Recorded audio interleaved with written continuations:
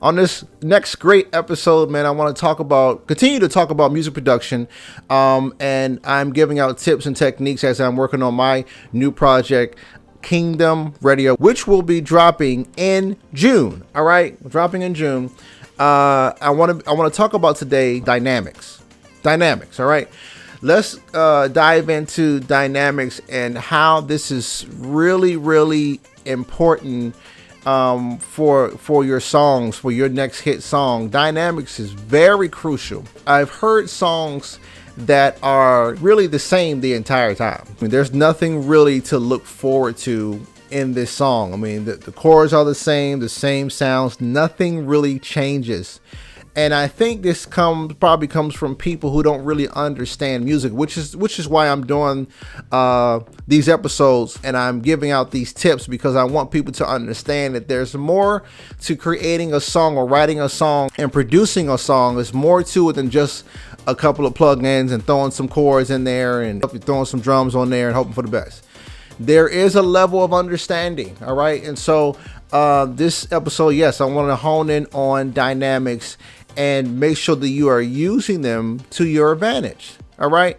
So think about this. How do you want the song to start out? You know, how loud do you want that to be? And also that also depends on how many instruments you have in there, how many instruments you're using at the time, because more instruments will cause the sound to get bigger and bigger. Something that I've noticed too. I'm also a composer, and I study composition and orchestration, and there's a technique where you can add instruments to create to add to the dynamics, or you can take away instruments to create a natural diminution window. So it's important to really understand this tip, dynamics.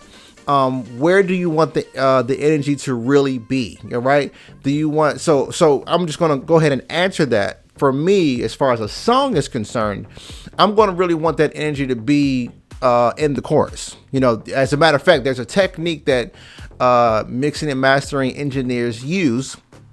I should say more of the mastering engineer, that during the chorus they increase the song by 1 dB. It's a technique that's used. So I don't know if you ever notice when you're listening to something, maybe the intro and the verse is on 0, but as soon as it gets to a chorus, the volume goes up, and you might even notice because you might even turn it down. All right, so it's another technique that's used. That's how you know that this technique or this part of a song is very essential for you to hone in on and pay attention to. So what parts you want to really have that energy?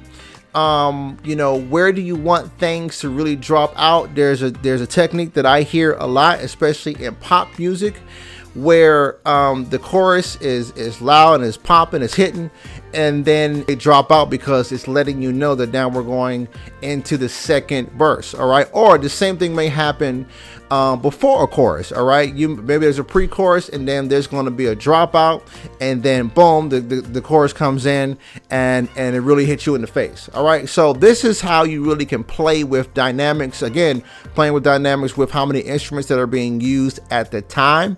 You know, and of course these instruments, let's just say for the verse, these instruments are going to have different volume levels. Of course, the artists themselves are going to be the loudest, at least they should be, because that's the most important as far as that song is concerned. But these instruments are going to have different volume levels, and you can really play with that as you are in the mixing phase. You can really play with that with the fader, or you can play with that as far as automation. All right, and that's another video for another time. So really pay attention to dynamics. How do you want this thing to play out? What parts do you want to be quiet? What parts you want to be somewhere in the middle between quiet and loud? How do you want the chorus to sound? How do you want the transitions to sound? These are just some different ways that you can really play with dynamics during your song, and also another way that you can keep the listener on their toes and looking forward to whatever it is to come next in the song, along with using sounds. And I talked about that in another video, creating surprises. So go check that out. Also, there's a podcast episode where I'm talking about surprises. Go check that out as well. All right, to get more information. So great technique.